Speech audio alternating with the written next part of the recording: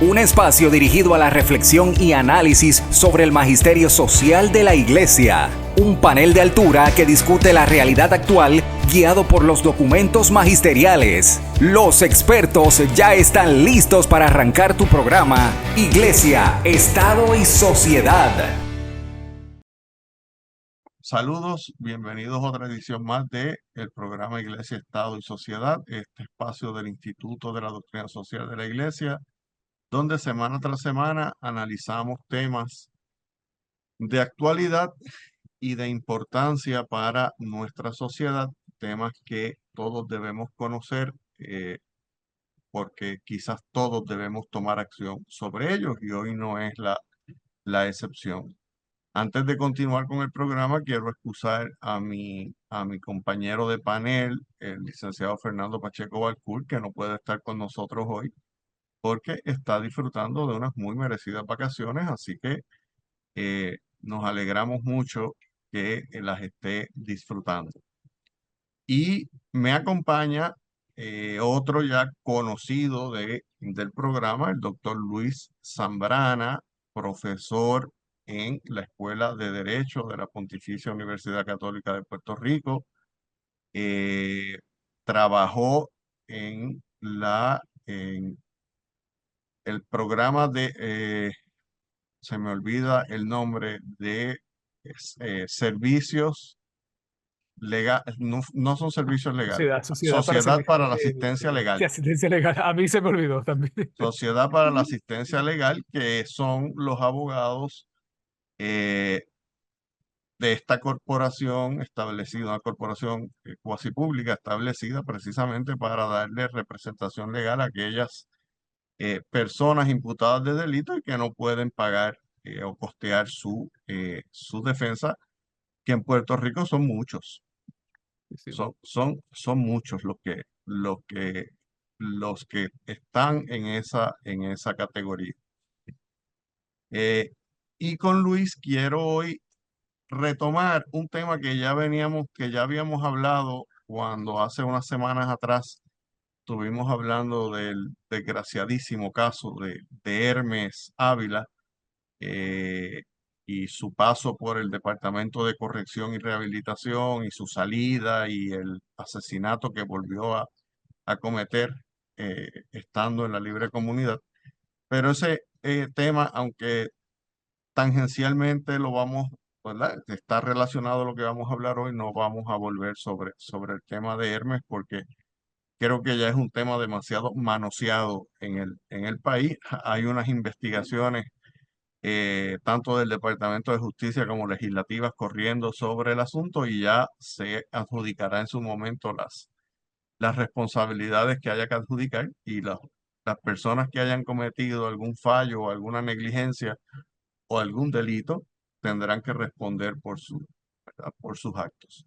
Pero sí queremos hablar hoy de un tema importante que la gente no conoce y son los procesos que se llevan en los tribunales cuando llega una persona imputada de delito y esa persona imputada de delito no está capacitada para eh, poder asistir a su abogado en su defensa, que es lo que le llaman la famosa regla 240 de procedimiento criminal.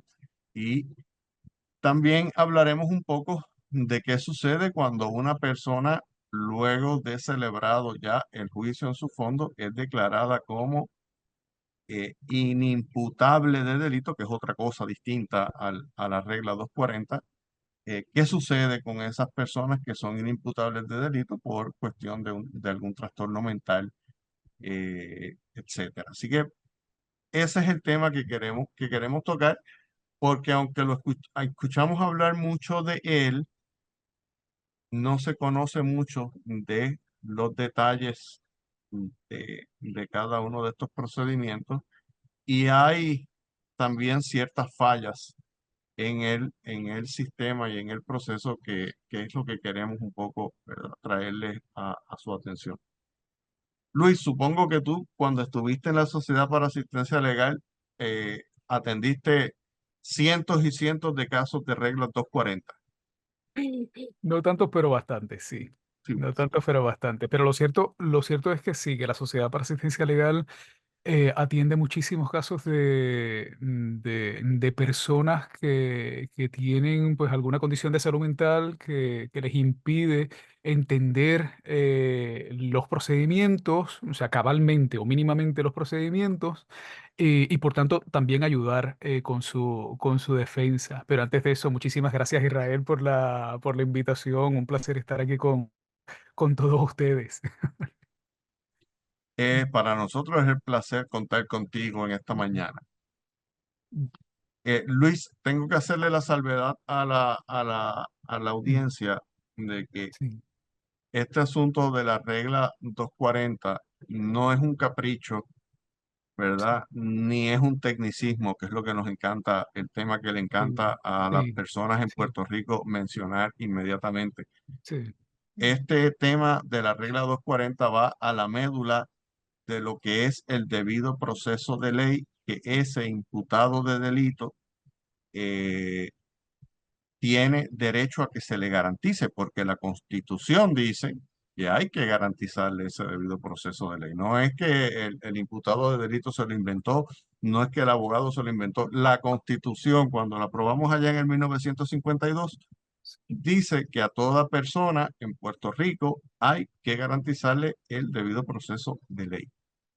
Y las reglas de procedimiento criminal están estructuradas para que al imputado de delito se le garantice precisamente ese debido proceso de ley. Y una persona, y tú me corregirás, Luis, yo no, mi práctica penal ha sido muy Ujú. limitada, pero sé que la tuya ha sido mucho más abarcadora.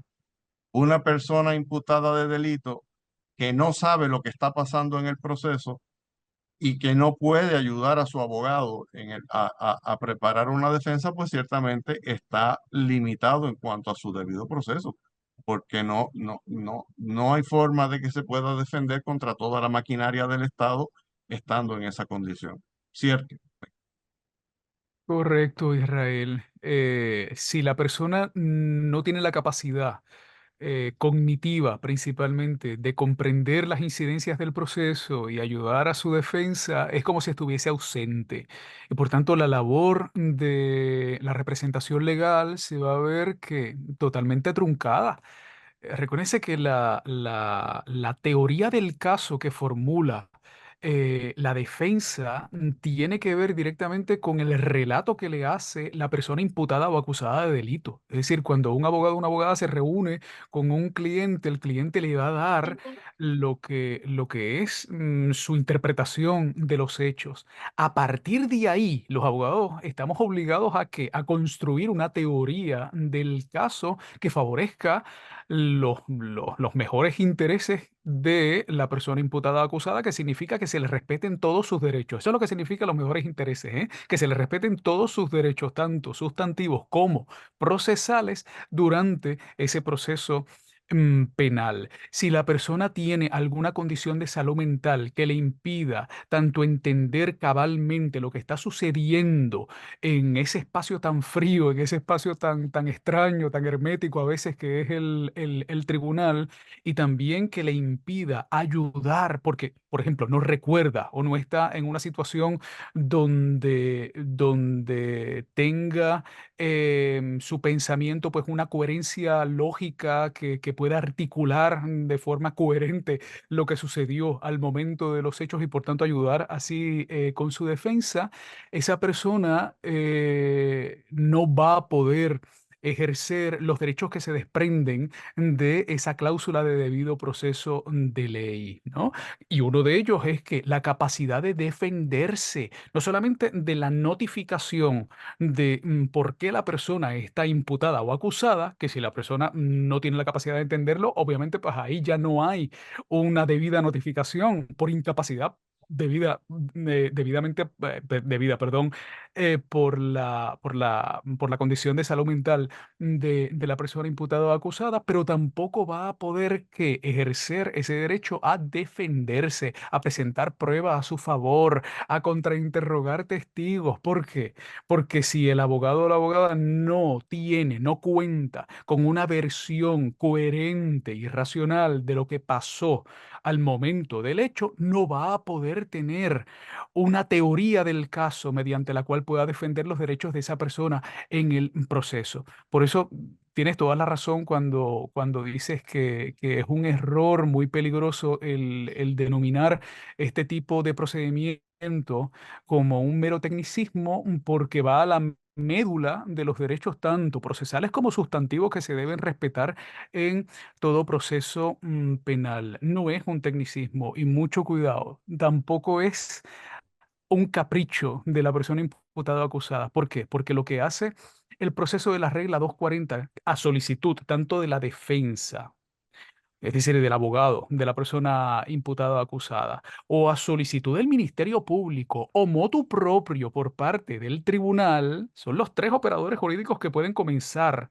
el proceso de la 240, es que esa persona imputada o acusada de delito, esa persona que le están diciendo tú hiciste algo que es delictivo, vaya a ir o se refiera a que a la evaluación de un psiquiatra, que es el psiquiatra del Estado, quien finalmente va a dar su opinión pericial respecto a la condición de salud mental de esa persona y va a qué?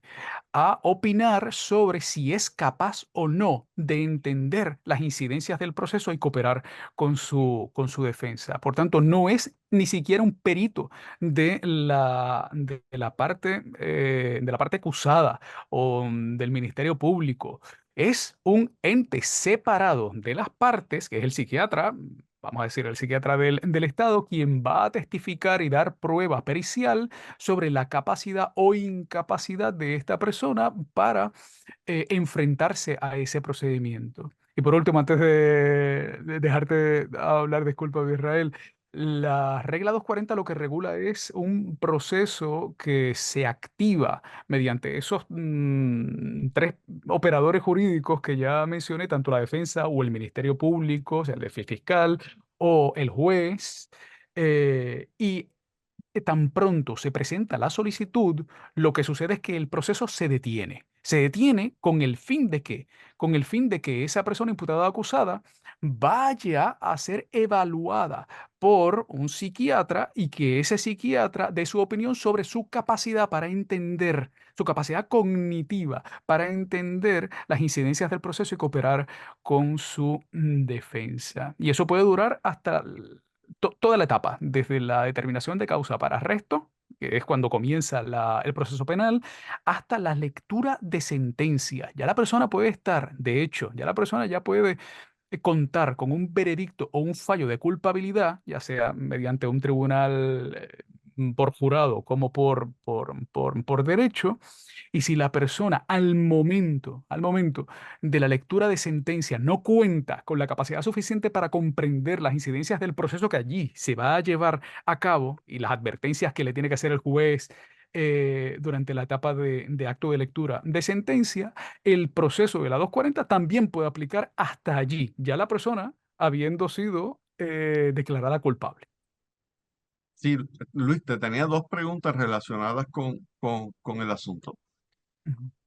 Primero, cuando hablamos de el psiquiatra del Estado, ¿estamos hablando de un funcionario del gobierno de Puerto Rico o es un psiquiatra nombrado por el tribunal de alguna lista o algún pool de profesionales que tengan identificados No. que evalúa al, al imputado No, de ordinario es un funcionario del Estado. del Estado? La segunda opción funciona, Israel, para cuando un imputado o acusado de delito pretende defenderse mediante la defensa de incapacidad mental o trastorno mental transitorio y no tiene los recursos necesarios para sufragar un perito privado. ¿no? ok, Entonces ahí el Estado le tiene que garantizar, por interpretación jurisprudencial y constitucional, le tiene que garantizar que un perito, ese perito no puede ser, en nuestro caso, en el caso de Puerto Rico, no puede ser un perito del Estado, porque habría conflicto de qué? De de intereses. interés, ¿no? Tiene que ser un perito nombrado por el tribunal. Muy bien, ¿Vale? muy bien. Sí, adelante, adelante. No, no, no, no. No, que si no nos vamos por asuntos más técnicos. Mira, Luis, entonces la otra cosa que te quería preguntar, una vez se realiza la evaluación por parte del psiquiatra del Estado, y el psiquiatra del Estado determina que la persona está inimputable, o sea, no inimputable, que la persona no está capacitada para entender lo que está sucediendo y poder defenderse. ¿Cuál es el próximo paso? ¿Qué sucede una vez el psiquiatra hace esa determinación? Tiene que haber, Israel, una recomendación de tratamiento para esa persona. Usualmente lo que yo he visto es que los tribunales lo que hacen es ordenar reiterada y repetitivamente el ingreso de esa persona que está sumariada. Sumariada significa que está en detención preventiva, que está detenida, no ha podido sufragar la fianza que se le impuso en la vista de determinación de causa probable para arresto, no pudo pagar esa fianza y está que detenida en una institución penitenciaria. Eso significa una persona que está sumariada. ¿Bien? O sea, no es una persona que está cumpliendo una pena porque todavía no ha sido que declarada culpable ni sentenciada, pero está esperando el proceso. Usualmente cuando se determina no procesabilidad, se recomienda que esa persona tenga determinado tratamiento para estabilizar su condición de salud mental. Ese tratamiento usualmente se va a tener que dar donde, en un lugar adecuado para ese tratamiento, un lugar donde tenga los recursos necesarios para dar ese tratamiento, que básicamente son hospitales psiquiátricos o instituciones psiquiátricas. ¿Qué sucede? ¿Qué sucede? Aquí viene pues el gran problema que se viene acumulando desde hace muchas décadas, lamentablemente. Ante la falta de cupos y por tanto ante la falta de recursos de los hospitales, tanto públicos como privados en Puerto Rico, para atender la demanda de personas declaradas no procesables en Puerto Rico, una persona declarada no procesable puede estar no solamente semanas, o meses, sino que puede estar años en la cárcel a pesar de que en el expediente de esa persona constan varias órdenes de que se transfiera esa persona desde la cárcel hasta un hospital psiquiátrico para que reciba su tratamiento médico adecuado. Eso no significa que la persona no esté recibiendo tratamiento médico en la cárcel. Sin embargo, es el tratamiento médico recibido en la cárcel, primero, no necesariamente es el más adecuado y segundo, se da en un contexto, un entorno que no es evidentemente el adecuado para una persona que tiene un problema de salud mental. Un problema de salud mental que no es cualquiera, ¿eh? O sea, un problema de salud mental que la hace no procesable para un tribunal. Eh, para contestarte más simplemente la pregunta que me haces, Israel. Lo que hace un tribunal de ordinario es celebrar vistas de seguimiento. Es decir, la persona es declarada no procesable, el proceso está detenido, el proceso penal está detenido y el tribunal en determinados meses cita de nuevo al perito que va a seguir evaluando a esta persona para ver cómo ha evolucionado esta persona en virtud del tratamiento que le estén dando o que no le estén dando, ¿no? El grave problema que existe, además de la falta de cupos en los centros hospitalarios, es ¿cuál? Que las reglas de procedimiento criminal, ni la regla 239 ni la regla 240 particularmente, establecen un término específico de cuándo el juez tiene que celebrar una vista de no procesabilidad permanente. ¿Bien? Porque lo que hace primero el juez es determinar la no en virtud de la opinión pericial del psiquiatra del Estado, es determinar no procesabilidad, vamos a decirlo de esta manera, temporal. no es la no procesabilidad permanente, que es la que acarrea que ese sujeto imputado o acusado de delito tenga que ser o liberado o sometido al proceso de internamiento o lo que en inglés se le llama civil commitment, bajo la ley 408 de salud mental. Por tanto, son una serie de vistas de seguimiento donde se le va a dar al juez principalmente pues opiniones periciales por parte del psiquiatra sobre la evolución de esta persona.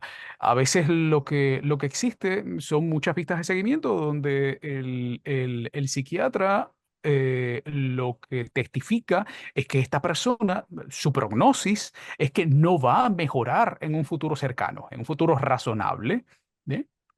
Si el psiquiatra lo que testifica es precisamente eso, entonces lo que le corresponde por jurisprudencia a la defensa, a todos los componentes del sistema, pero principalmente a la defensa, que es la que está velando por los intereses, por los derechos de la persona imputada o acusada, que se encuentra declarada no procesable, pero todavía no permanentemente, lo que le corresponde a la defensa es que le solicite al juez una vista de no procesabilidad permanente. En esa vista de no procesabilidad permanente, el juez lo que va a hacer es a determinar finalmente que esta persona, si él, en base, obviamente, o a base de el testimonio del perito, si esta persona es o no procesable permanentemente. ¿Vale? Cuando declara que es no procesable permanentemente, ahí la acción penal terminó o se archiva, como diríamos más coloquialmente. Eso significa que la persona necesariamente quede en la libre comunidad. No, es una opción. Es una opción, sin embargo, en virtud de la peligrosidad futura que pueda acarrear esa persona, lo que corresponde es comenzar un proceso, es decir, que se traslade de sala de lo criminal a la sala de salud mental. ¿Bien? En las Correcto. regiones que haya pues una sala piloto de salud mental u otra sala que atienda casos bajo la ley 408 de ingreso involuntario. De ingreso ¿Voluntario o involuntario. involuntario? Mm. Claro, claro, porque podría voluntariamente Claro, el claro, confinado decidir ir al hospital, pero si no lo hace, hay las herramientas jurídicas también a través de la ley de salud mental para hacerlo. correcto. Tenemos que ir a la pausa, Luis, pero al regreso Sí. continuamos con esta conversación tan interesante. Así que no se retiren, que en breve regresamos a Iglesia, Estado y Sociedad. Iglesia, Estado y Sociedad. Bienvenidos a esta segunda parte del programa Iglesia, Estado y Sociedad. En el día de hoy conversamos con el querido amigo y profesor de la Escuela de Derecho, el doctor Luis Alberto Zambrana, sobre los procesos bajo la regla 240 de procedimiento criminal en los tribunales, llamados procesos para determinar si una persona está apta para enfrentar un proceso criminal. Y nos quedábamos justo antes de la pausa hablando de qué sucede cuando el tribunal determina que permanentemente esta persona está incapacitada para enfrentar el proceso criminal. Y nos decía Luis que pues allí pasa una de dos cosas. Lo que debe ocurrir en el caso, dependiendo de la peligrosidad del individuo, es que se traslade el caso a una sala civil para que bajo la Ley de Salud Mental de Puerto Rico se ordene el ingreso involuntario del individuo en una institución psiquiátrica. O en algunos casos inclusive, pues se podría dejar al individuo en la libre comunidad. Si la persona mejora en el proceso, luego de que es declarado inimputable, no inimputable, sigo insistiendo con la palabra, No eh, que procesable. no procesable. La persona posteriormente recibe el tratamiento que necesita y mejora. ¿Qué sucede entonces con el caso? Se continúa en donde se había paralizado, ¿cierto? Correcto. Correcto, Israel. Es decir, si el perito, si el psiquiatra testifica, declara que el sujeto, en su opinión pericial, es capaz de comprender las incidencias del caso y cooperar con su defensa, entonces el proceso continúa en la misma etapa donde estaba, ¿no? Si la etapa era la vista preliminar de causa para determinar, de causa para acusar, pues entonces vuelve a lo que coloquialmente se llama pues la BP, ¿no? Si ya la persona estaba en el proceso de juicio, pues vuelve entonces ¿a dónde? A la etapa de juicio. Y ahí los jueces evidentemente pues tienen discreción, ¿no? O sea, vamos a decir, un caso así yo nunca lo he visto, pero vamos a decir que ya empezaron a testificar, hay dos testigos que ya testificaron en un juicio, ¿no? La persona es determinada o declarada no procesabilidad, no procesabilidad, perdón, no procesable durante el juicio. Y así está durante 8 meses o un año, ¿no? O más de un año, hasta que en una de las vistas de seguimiento, finalmente se testifica que la persona, según el perito, está procesable y el juez entiende que es el último ente que tiene la discreción para determinar si es o no procesable penalmente, determina que es procesable. Si determina que es procesable, pues entonces vuelve al momento de juicio. ¿Vale? Pero ahí la discreción del juez de si comienza el juicio con unos nuevos testimonios o no, pues yo creo que es bastante importante. Ok. Hay Bu- algo, eh, perdón, Ismael, sí, algo importante sí, porque sí, sé que adelante, adelante. sé que has mencionado en varias ocasiones inimputabilidad, porque Sí, muchos nos confunde. A veces, o sea, coloquialmente se suele confundir no procesabilidad con inimputabilidad. La no procesabilidad es una incapacidad de comprender las incidencias del proceso y cooperar con la defensa que surge a partir de cuando, del comienzo de la acción penal con la determinación de causa para arresto o con el arresto de la persona y dura hasta el acto de lectura de sentencia, como dije anteriormente. ¿Bien?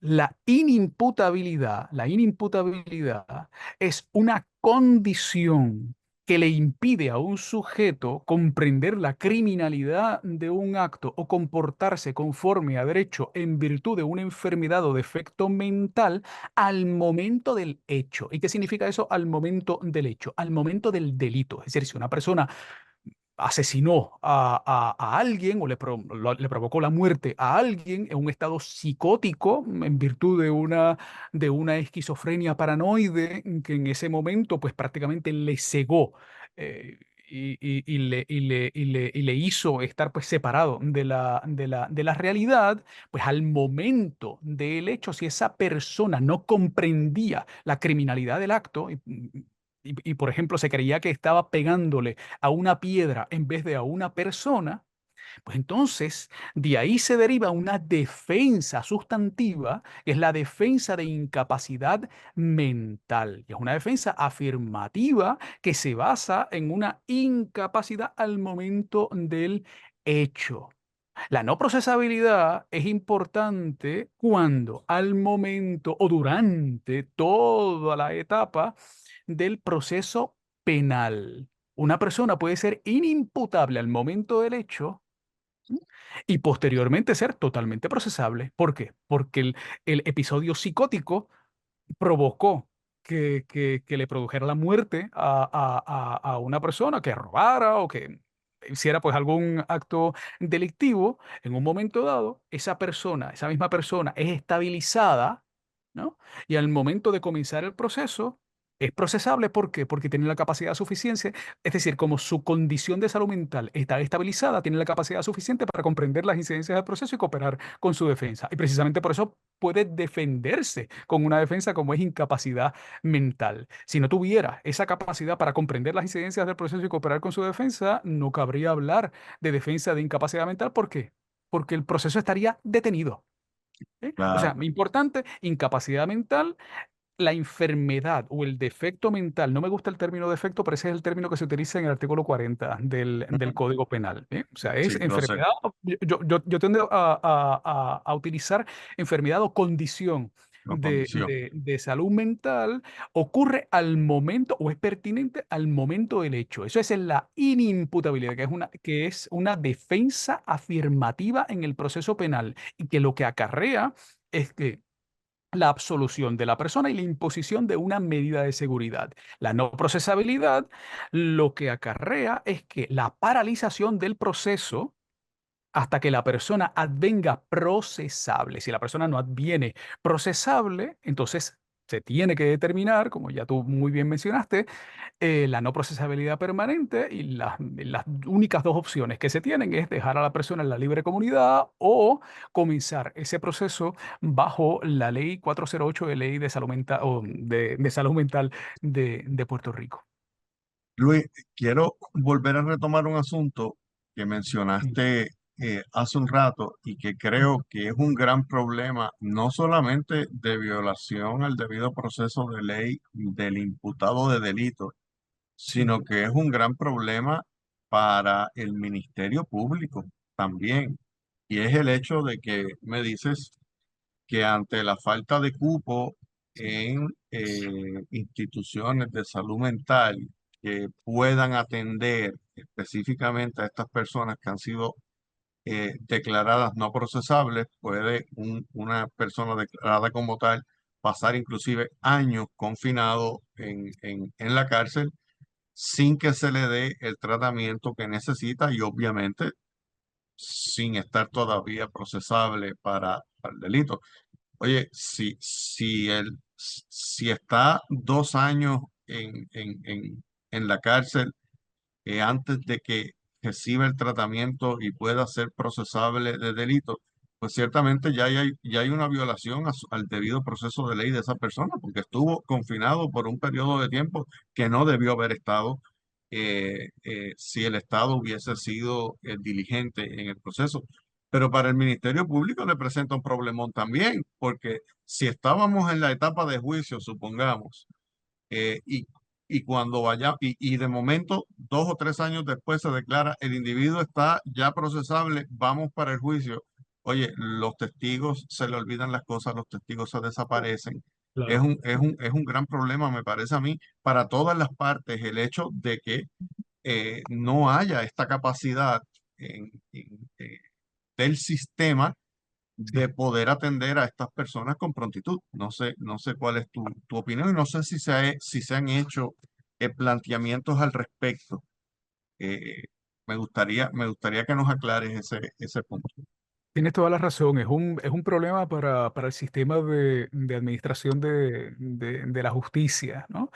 eh, Afecta evidentemente los derechos de la persona imputada o acusada, pero también afecta cómo se lleva el caso por parte del Ministerio Público. Es decir, yo creo que aquí tanto defensa como el Ministerio Público deberían estar totalmente de acuerdo. Es decir, a la persona hay que darle todo el tratamiento más adecuado para estabilizar su condición de salud mental. ¿Por qué? Porque nos beneficiamos absolutamente todos. De Claro, verdad, o sea, yo como defensa no puedo, o sea, sería perverso el yo esperar que la persona nunca esté estable psiquiátricamente o psicológicamente solamente para conseguir una no procesabilidad permanente, ¿no? O sea, por lo menos esa es mi impresión personal, ¿no? O sea, porque lo principal es que la persona esté bien en términos de salud, tanto física como mentalmente. Y para el Ministerio Público también debería ser un incentivo para mejorar la estructura y el sistema de tratamiento de estas personas inimputables, perdón, no declaradas no procesables, porque todo el proceso todo el proceso penal se va a afectar. y quizás no lo mencionaste, Israel, pero a lo mejor un fiscal comenzó el caso y ya ese fiscal se retiró y es otro nuevo el que viene a leerse todo ese expediente, a ver todo el crisol que ha ocurrido durante un proceso que Me- puede durar. Ojo, nosotros hemos tenido casos, sigo hablando como abogado de asistencia legal, pero hemos tenido casos de personas que han estado 3, 4, 5, 6, 7 años en no procesabilidad. No procesabilidad. De hecho, han habido personas, y esto es bastante dramático, ¿eh? Ha habido personas que han estado más en la cárcel, no en un hospital psiquiátrico, en la cárcel, declaradas no procesables, que lo que hubiesen estado por el delito si los hubiesen encontrado culpables. Por ejemplo, si el delito acarreaba una pena de delito menos grave, obviamente 6 meses, ¿no? Pero si es una pena de 3 años y la persona estuvo cuatro declarada no procesable, esa persona estuvo en la cárcel más de lo que hubiese estado si lo hubiesen declarado no culpable, ¿no? Y no nos olvidemos de algo, una persona no procesable le asiste toda la presunción de inocencia que resguarda nuestra Constitución y la Constitución federal. O sea, no estamos hablando de una persona declarada culpable. Mm. Vamos, es una clara y una bárbara violación del debido proceso de ley y de Y los de derechos derechos civiles, civiles Israel. de esta, de Correcto. estos, in- de estas Ujú. personas que han sido declaradas no procesables y que el Estado, por la dejadez, por la Mm. falta de recursos, por la razón Sí. que sea, no le han dado la atención que este problema necesita. Tú mencionabas, Luis, que Mm. podría el fiscal que comenzó el caso Ujú. haberse ido ya no ser fiscal. Oye, Claro. mejor Mm. todavía, el juez no estar ya porque Ah, se le, igual. se le, ven- se le Exactamente venció, igual. se le Sí, venció el sí, sí, término sí. y ya no Sí, está en la judicatura. Pues tiene sí, que sí. venir un juez nuevo a aprender el caso. Supongamos que Totalmente. ha llegado ya la etapa del juicio, tiene Sí, que sí. aprenderse el caso Sí, nuevamente. Es una totalmente. locura, es una locura para todas Incluso el las abogado, partes. incluso el abogado también puede ser nuevo, ¿eh? Que no es extraño. Puede ser nuevo, exacto, Sí, porque sí. si un abogado en asistencia legal, pues de repente se fue a trabajar a otro lugar, pues ya no Sí, está, y ahora sí, tiene que venir un nuevo abogado, empaparse del caso para comenzar el proceso. Es una locura, de verdad que sí, y creo que esto es uno de esos temas que en Puerto Rico no hablamos, no. Ujú. no lo conocemos, Mm, mm, no lo entendemos mm, mm.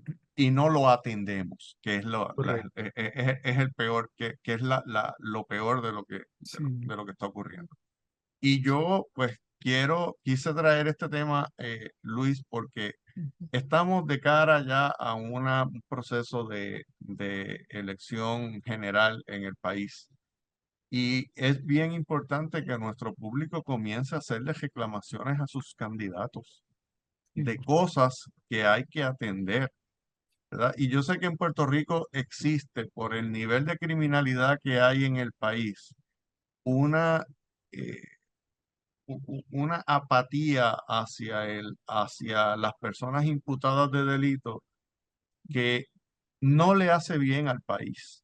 No No. le hace bien al país. No podemos perder de perspectiva de que los derechos de los acusados están allí para proteger al acusado que es culpable, pero están principalmente allí para proteger al acusado que es inocente, ¿verdad? Y que puede ser usted o puedo ser yo mañana que, que haya pasado. Oye, ¿se han fabricado casos en Puerto Rico? Pues lamentablemente sí, lamentablemente sí.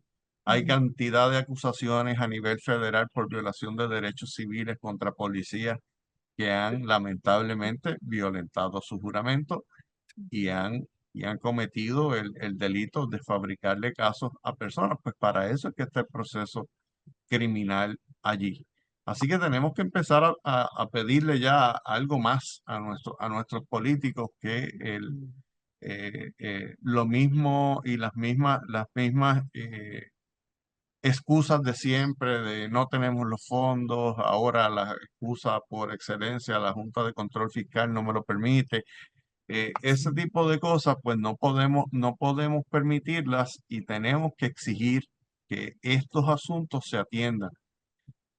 Luis, Quisiera, en los minutos que nos quedan del programa, tú nos estuviste hablando y hiciste una excelente exposición de la diferencia entre la inimputabilidad de una persona y el no ser procesable.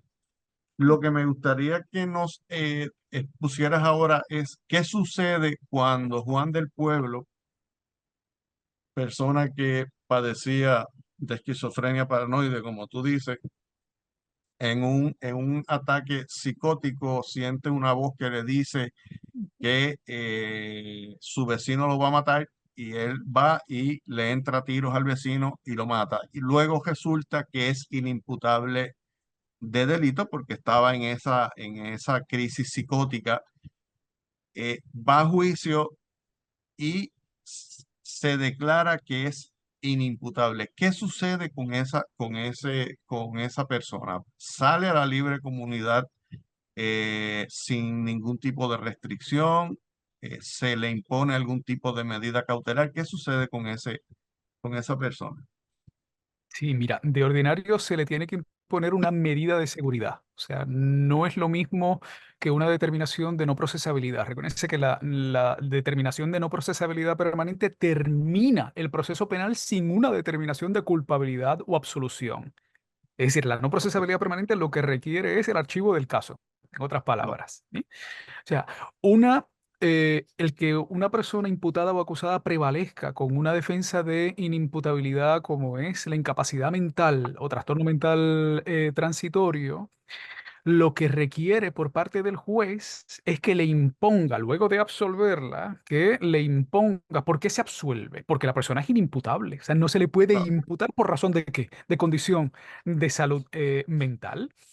Lo que requiere es necesariamente que se le imponga una medida de seguridad, mm, cuyo fin básico es la neutralización del peligro futuro o de la peligrosidad futura de esa persona. Por tanto, lo que se va a mirar es, vamos a tratar de estabilizar la condición de salud mental de esta persona para que no sea un peligro para la sociedad, ¿no? La medida de seguridad, no hay un catálogo de medidas de seguridad. La medida de seguridad va a depender de la condición de la persona, de la prognosis de la persona y el tratamiento de la persona, ¿no? En una pregunta, yo creo que fue antes del programa, Israel, te dije, bueno, usualmente va a un hospital privado, es donde exista cupo, ¿no? Son muy pocos los casos de inimputabilidad en Puerto Rico, a pesar de que se crea que existen muchísimos. Son muy, muy, muy, muy pocos. Son más los casos de no procesabilidad, pero de inimputabilidad son menos. Esa persona va a tener una medida de seguridad que puede ser más o menos restrictiva, pero en la que se le obligue, o sea, ¿cuál va a ser la onerosidad de la medida de seguridad?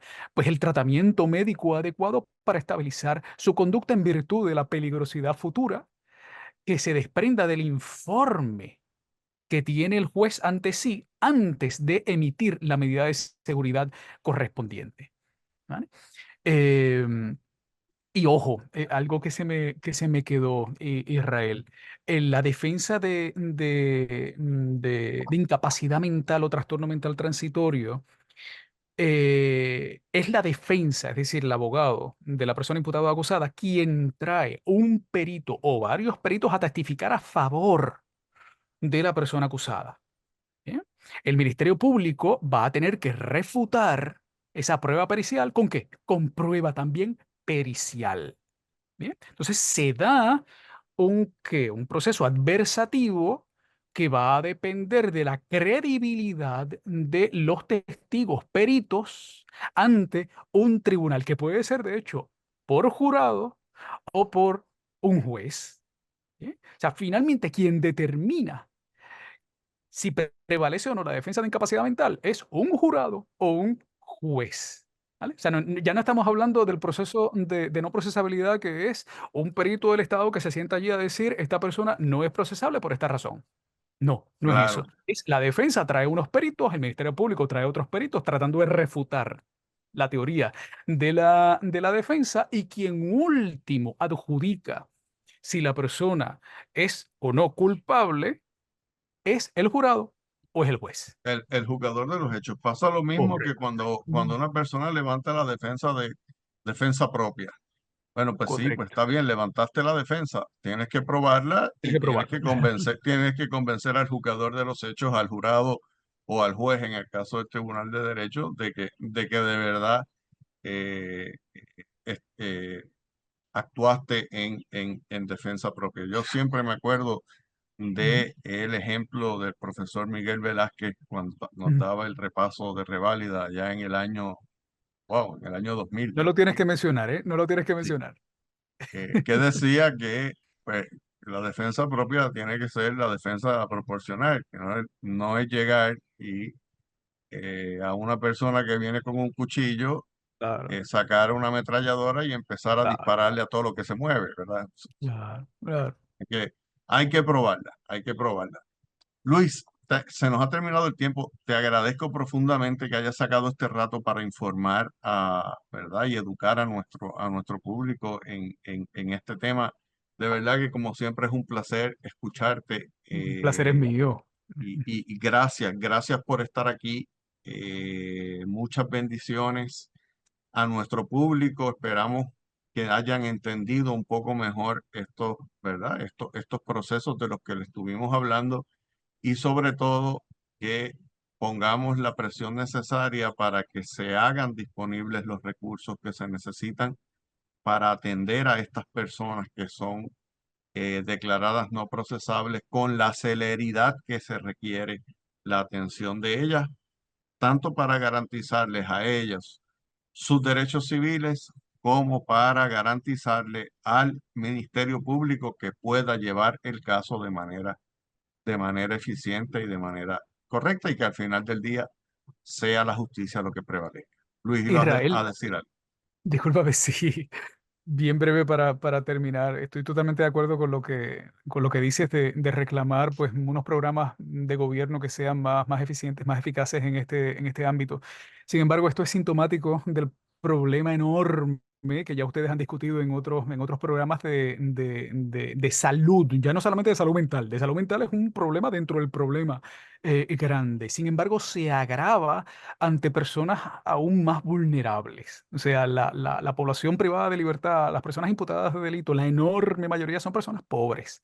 Entonces, no se encuentran dentro de un rango de prioridad de ningún tipo, es decir, ni por parte del sector civil, lamentablemente, ni por parte tampoco del sector público. Entonces, muchas veces estas vidas lo que hacen es demacrarse dentro de las cárceles y nadie literalmente se entera, ¿no? Entonces, es un imperativo nuestro, ya no solamente democrático, quienes somos cristianos, pues lo esbozamos mediante pues una moral cristiana de fraternidad. Es un imperativo ver a toda persona, independientemente lo que hizo, como un hermano o una hermana, ¿no? Entonces, ese es el gran reto. El reto enorme es ese, pero mientras la perspectiva sea una perspectiva bastante maniquea de bueno y malo, y la persona que ya es imputada, que yo veo en la televisión que ya es imputada, ya es el demonio, lo que hacemos es exotizarla, lo que hacemos es separarla, declararlas enemigos, ¿no? Entonces ahí no hay fraternidad, ni solidaridad, ni compasión, ni misericordia que valga. Ahí lo que hay es juzgamiento, juzgamiento, juzgamiento, buscando culpa, culpa, culpa, culpa, culpa, ¿no? Entonces yo creo que replantearnos el enfoque con el que estamos mirando a las personas imputadas o acusadas es un reto de madurez, tanto democrática como ética, importantísimo. O sea, seguimos, de verdad, seguimos demonizando y demonizando y demonizando y demonizando, en vez de acercar y acercar y acercar, o acercarnos para entender mejor la situación de esa persona. Ujú. Me das una idea. En el futuro te volveré a contactar porque hay un tema relacionado directamente con este que creo que debemos también atender, que es el tema de la mediatización de los procesos criminales Vital, vital. y la prensa como juzgadora de los hechos. Creo que es algo que debemos discutir y ya te estaremos tocando la puerta nuevamente para que nos acompañes aquí y hablar un poquito de ese tema. Muchas De gracias. momento, sí, de momento tenemos que despedir el programa. Los esperamos la próxima semana en otra edición más de Iglesia, Estado y Sociedad. Que tengan muy buen día. Iglesia, Estado y Sociedad es una producción del Instituto de Doctrina Social de la Iglesia de la Pontificia Universidad Católica de Puerto Rico. Tienes una cita la próxima semana a esta misma hora, porque el análisis y la reflexión continúan. Iglesia, Estado y Sociedad, una producción de la Pontificia Universidad Católica de Puerto Rico.